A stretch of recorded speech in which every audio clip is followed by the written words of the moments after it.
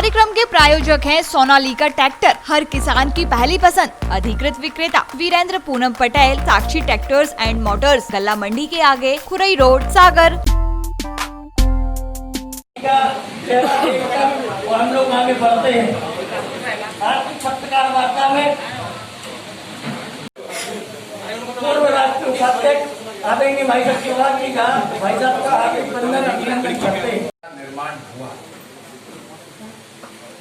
और जितने भी चुनाव हुए उसमें ऐसी परिस्थिति उपचुनाव की कभी नहीं बनी जिसमें 28 उपचुनाव एक साथ हो रहे हैं। 5 उपचुनाव तक तो मैंने स्वयं देखा है और इसलिए लोग इसे कभी मिनी चुनाव कहते हैं, मिनी आम चुनाव कहते हैं। 128 मंडल है हमारे, 7,920 बूथ हैं और 63 लाख से अधिक महिला पुरुष दोनों मतदाता हैं। मुझे खुशी है आप सबको बताते हुए कि आज मैं 17वें विधानसभा में आया। ग्वालियर चंबल संभाग में 16 विधानसभा में से आज ये 17वां है। मैंने जो करीब से देखा है और देख रहा हूं, इसमें यह चुनाव सीधे सीधे एक लड़ाई कैसी हो रही है कि एक तरफ भाजपा का संगठन है और दूसरी तरफ कांग्रेस का कोई संगठन नहीं है। संगठन वर्सेस संगठन जब देखते हैं तो हमें गौरव है कि भारतीय जनता पार्टी बूथ तक, अपने वार्ड तक, अपने मंडल में अनेक कार्यकर्ता सब लोगों के साथ काम कर रही है। मैं इसलिए बुराई नहीं कर रहा, उनकी कार्य पद्धति अलग होगी, उनके यहाँ मंडल बूथ का कितना प्रबंध होता है। एक जगह कहा उन्होंने कि हमने पन्ना प्रभारी, तो मैंने कहा भैया पन्ना तो दिखाओ। तो वो कह रहे कौन सा प्रभारी साहब, हम तो बने नहीं। तो जो कुछ भी है, ये संगठन भारतीय जनता पार्टी ताकत से हमारे संगठन लड़ रही है। अब आ जाइए नेता पर। है मासेस का लीडर, जनता का लीडर। एक तरफ किसान का बेटा है, गरीब का बेटा है, और दूसरी तरफ माननीय कमलनाथ जी। और मैं तो लगातार कहता ही था उन्हें उद्योगपति। जिस दिन वो कांग्रेस के अध्यक्ष बने थे आज से 3 साल पहले, तो लोग को अटपटा लग रहा था, लेकिन एक मिनट, उनकी ही पार्टी के एक नेता हैं जिन्होंने वायरल किया कि भारत के सबसे नंबर 2 के उद्योगपति कमलनाथ जी तो हैं, लेकिन शिवराज सिंह तो नंगा भूखा है। मैंने घोर, भैया एक मिनट, उन्होंने घोर आपत्ति जताता। हाँ, शिवराज सिंह नंगे भूखे गरीबों का नेता है और अगर ये गुनाह है तो शिवराज सिंह जी गुनाहगार है, ये मैं कहने को नहीं रहा।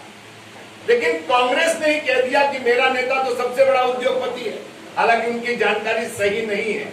आप सब पत्रकार हैं, आप सब जानते हैं कि सबसे बड़ा उद्योगपति मुकेश अंबानी है, उसके बाद अडानी है भारत में। ये राजनीतिक दल जितने भी हैं, उसमें जितने सांसद हैं, क्योंकि अधूरी जानकारी बोल दी उनने, उन सांसदों में सर्वाधिक पैसे वाला नंबर 2 माननीय कमलनाथ। और ये जब हम कहते थे तो चिढ़ते थे। और आप किस भाषा का उपयोग कर रहे हो? राजनीति में मर्यादाएं नीचे चली गई क्या? आप मुख्यमंत्री का अपमान कर रहे हो, नंगा भूखा मुख्यमंत्री। 7 करोड़ जनता, 13.5 साल लगातार मुख्यमंत्री, 4थी बार मुख्यमंत्री। तो ये भाषा तो नहीं बोलना चाहिए। और कौन बोल रहा है? कांग्रेस का एक वरिष्ठतम नेता। आप किसका अपमान कर रहे हो? 28 विधानसभा के 63 लाख। क्या गरीबों का नेता होना, गरीबों को रोटी देना, गरीबों को खाद्यान्न देना, गरीबों को कपड़ा देना, उनकी बेटी की शादी कराना, लाडली लक्ष्मी योजना से लेकर, जन्म से लेकर लोगों के तीर्थाटन कराने तक, और मृत्यु पर 5,000 रुपए दफन और कफन के लिए देने वाली सरकार को आप क्या कहेंगे? नंगे भूखों की सरकार। आज ग्वालियर में धरना हुआ, शुरू हो गया, 2 बजे होने वाला। सारे हम लोग तख्ती लेकर बैठ रहे हैं, वहां पर सब जगह होगा, ये धीरे धीरे सागर में भी होगा। यह एक नागरिक का अपमान। अरे भाई, हम घर में भी कोई हमारा भाई गरीब होता तो हम उसको नंगा भूखा नहीं करते। आप किस भाषा का उपयोग कर रहे हो? और ये भाषा स्वयं दर्शा रही है कि कांग्रेस पूरी तरह से पराजय के मुहाने पर खड़ी है। और कांग्रेस पराजय के मुहाने पर जब खड़ी है तो इस तरह की भाषा बोल रही है। मेरा एक ही निवेदन है, चुनाव आएंगे जाएंगे, जीत हार होगी, किसी की सरकार है किसी की सरकार जाएगी, लेकिन हम जब कल मिलेंगे तो हमारे एक दूसरे की आंखें नीची नहीं होनी चाहिए। ऐसी भाषाओं से जनता में बहुत बहुत तकलीफ होगी। किसको कहते हैं? आप गरीबों का अपमान करते हैं। क्या गरीबों की सेवा करना गुनाह हो गया? और इसीलिए पूरे मध्य प्रदेश में हमने जारी किया है, जैसे मैं चौकीदार हूं, नरेंद्र मोदी जी ने कहा था तो शिवराज जी ने भी कल से कहना शुरू किया, हाँ मैं गुनाहगार हूं। अगर गरीबों की सेवा करना, नंगे भूखों की सेवा करना गुनाह है तो शिवराज सिंह गुनाहगार। दूसरी बात, एक तरफ देखिए आप, मैं आपको एक विश्लेषण खाली देखने के लिए कह रहा हूं, पत्रकार में आपके साथ आज से 30-35 साल पहले आप जैसा ही था। अभी हम देख रहे हैं हर जगह कौन जा रहा है? माननीय कमलनाथ। सारे नेता अलीगढ़ के ताले में बंद कर दिया माननीय अपने कमलनाथ। और क्या बोलते हैं वो? मैं हूं ठेकेदार, बाकी सब नेता हैं बेलदार। क्या बात है? हमने पूछा दिग्विजय सिंह जी ग्वालियर चंबल संभाग में वर्षों से 10 साल मुख्यमंत्री दौरा नहीं, मुझे ट्रेन में मिले, मुझे ग्वालियर उतरना था भोपाल एक्सप्रेस में, उन्होंने कहा मैं तो दिल्ली, अरे मैंने कहा ग्वालियर जा आएंगे बात। अरुण यादव जी कहाँ हैं? कांतिलाल जी भूरिया कहाँ हैं? माननीय सुरेश पचौरी जी कहाँ हैं? मैं कितने नाम गिनाऊं आप?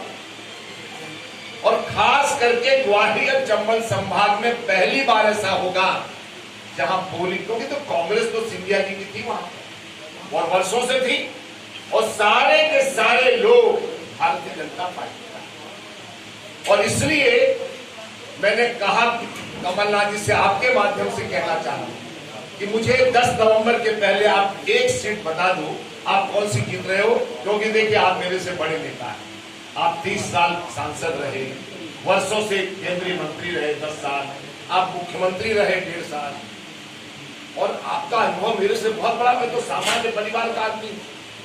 आप मुझे एक सीट बता दीजिए 28 में, तो मैं आपके अनुभव को सिर झुकाकर प्रणाम करूंगा। और 10 तारीख को मैं पहला व्यक्ति होगा जो आपसे मिलने आऊंगा कि क्या आपका राजनीतिक सटीक विश्लेषण है। एक सीट तो आपने सही बताया, नहीं बता पाए, और इसलिए भारतीय जनता पार्टी की कोशिश है अधिक से अधिक सीटें जीतने की। और उसी संदर्भ में आज मैं सुर्खी में 2 कार्यकर्ता मंडल सम्मेलन है, और अभी तक सब 128 मंडलों में 2-3 दिन में सब सम्मेलन समाप्त होंगे। उसके बाद सभाएं शुरू होंगी। हम लोग 6 महीने से बैठे नहीं, लगातार पार्टी। और इसलिए मैंने निवेदन किया आप सबसे कि आप गौर से देखेंगे तो संगठन भारतीय जनता पार्टी, और कहने को, अब देखिए कभी कभी क्या होता है, अखिलेश यादव जी कहते हैं हमारी पार्लियामेंट्री बोर्ड की बैठक है, तो हमको आश्चर्य लगता है। पार्लियामेंट्री बोर्ड में कौन? माननीय मुलायम सिंह जी, माननीय रामगोपाल जी, माननीय डिम्पल यादव, माननीय शिवपाल, ये इनके कोर कमेटी या पार्लियामेंट्री।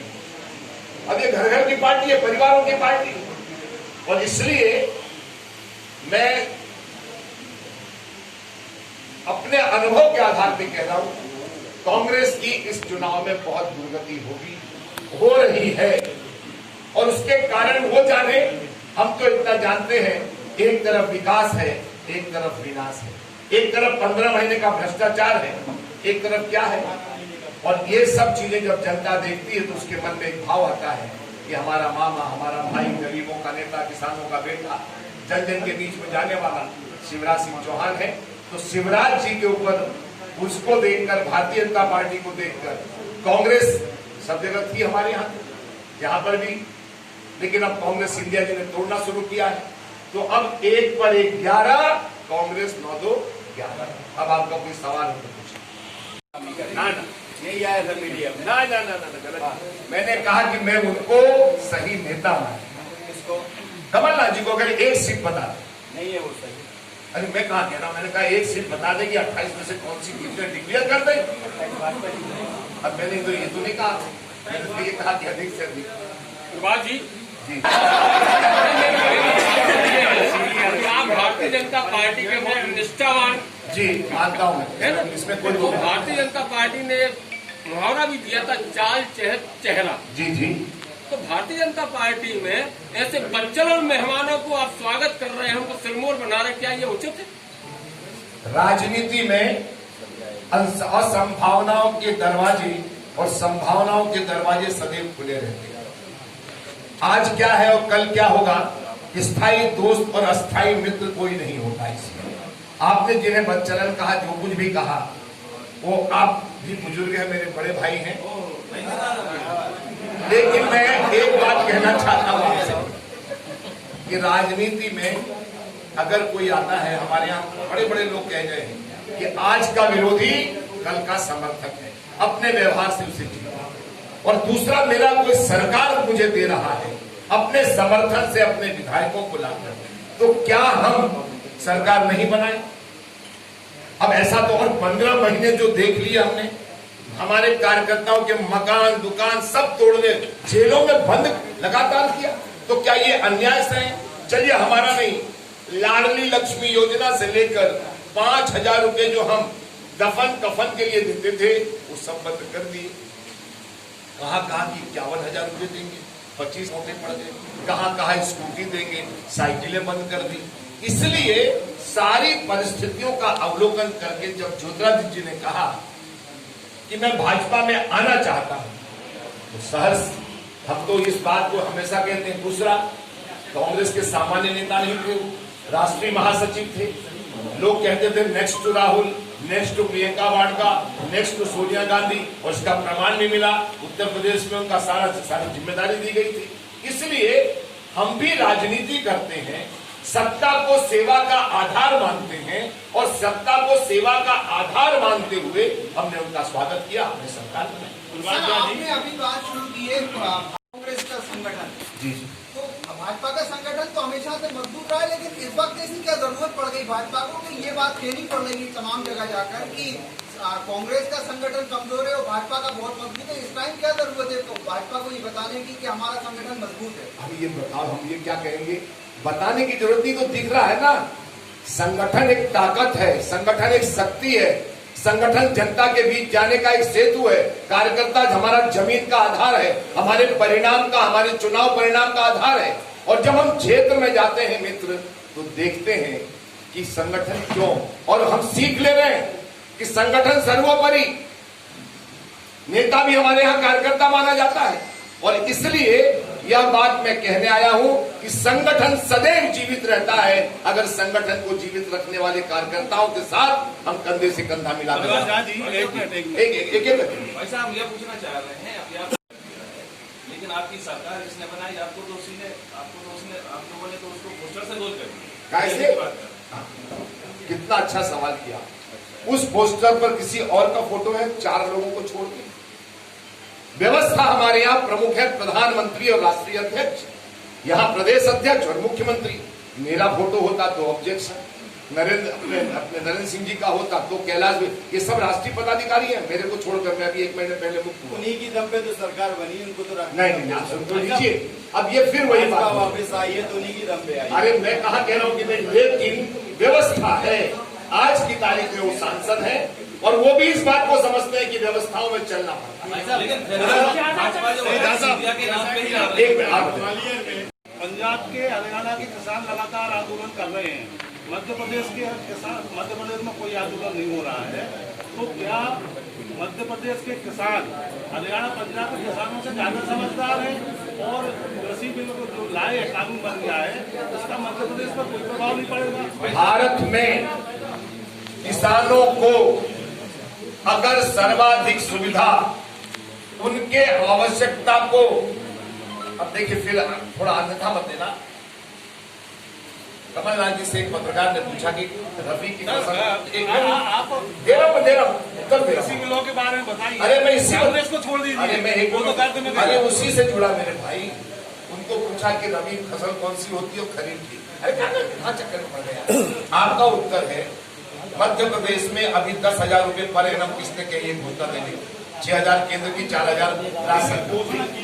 इस घोषणा मतलब मध्य प्रदेश में शिवराज सिंह चौहान ये मेरे मित्र जो घोषणा करता वो करता, और इसलिए तीनों बिल में अभी 2 बिल पास हुए हैं और दोनों में किसानों की संरक्षण, किसानों को छूट, किसानों की आजादी समझिए पूरी की गई है। और मैंने स्वयं इस पे आपके हिंदुस्तान अखबार के ऑल एडिशन में आर्टिकल लिखा। जी बताइए।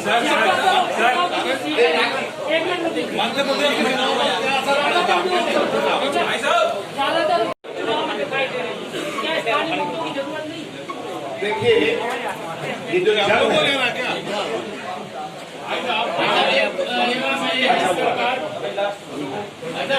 आप 15 महीने की सरकार की उपलब्धि नहीं बता पा रहे कांग्रेस की, तो आप 15 महीने में कौन सी उपलब्धि नहीं बना रही हो? मैं बताता हूँ। चुटकी में 11 महीने की तो मंत्री रहे हैं गोविंद जी, क्या विकास किया है?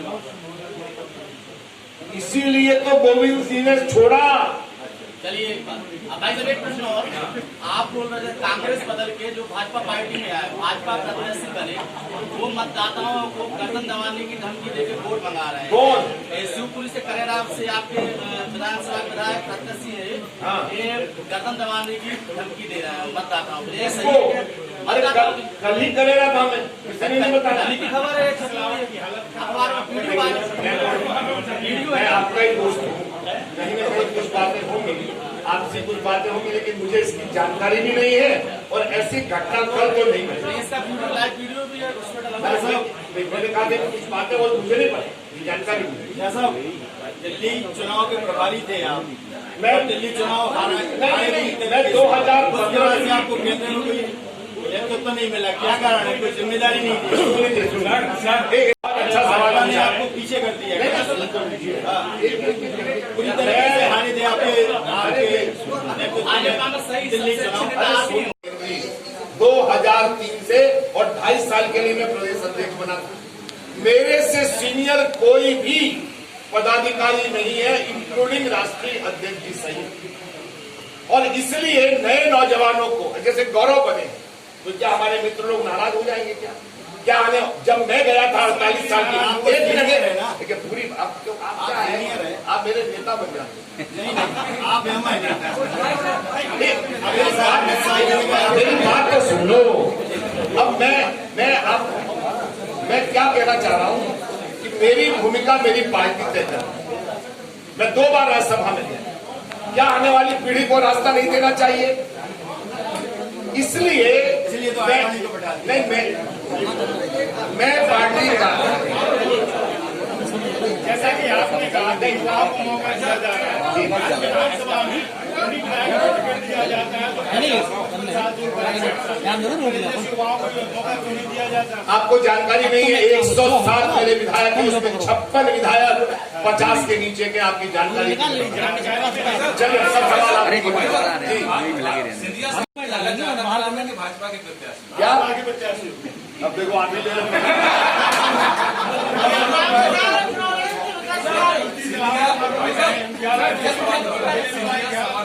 एक सवाल तो सुन लो।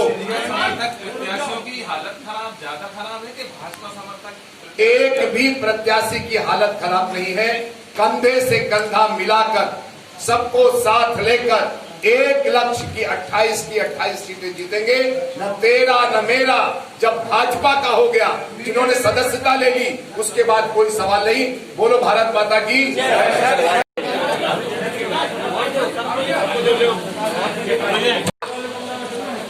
उसका जवाब हमारी पार्टी दे रही है और शिवराज जी कह रहे हैं कि हाँ मैं नंगा भूखा हूँ और मैं नंगे भूखे की सेवा कर रहा हूँ वर्षों से। अगर ये सेवा करना गुनाह है तो सच कहता हूँ, मैं शिवराज गुनाहगार हूँ। उसी का पोस्टर अब पूरे सब जगह चल रहा है। सर चुनाव के पहले चौकीदार चल रहा था, पुलवामा हुआ, बच्चियों की आज रेप हो रहा है। सर कहाँ है चौकीदार, कहाँ है चौकीदार का क्या औचित्य है? इसका जवाब जी बोलिए ना, चलो सर फारूक अब्दुल्ला ने जो एलएसी को लेकर बयान दिया है, इसको लेकर चुनाव के लिए आया। कार्यक्रम के प्रायोजक हैं सोनालिका ट्रैक्टर, हर किसान की पहली पसंद। लोड कैसा भी हो, खींचे सोनालिका ट्रैक्टर। विश्व का सर्वाधिक बिकने वाला ट्रैक्टर भारत की धाक 100 से ज्यादा देशों में जमा रहा है सोनालिका ट्रैक्टर। 6 लाख से अधिक किसानों की खुशहाली का साथी सोनालिका ट्रैक्टर पिछले 20 सालों से 20 HP से लेकर 110 HP तक के हैवी ड्यूटी के ट्रैक्टर बना रहा है सोनालिका ट्रैक्टर। अधिकृत विक्रेता वीरेंद्र पूनम पटेल, साक्षी ट्रैक्टर्स एंड मोटर्स, गल्ला मंडी के आगे, खुरई रोड, सागर, मध्य प्रदेश।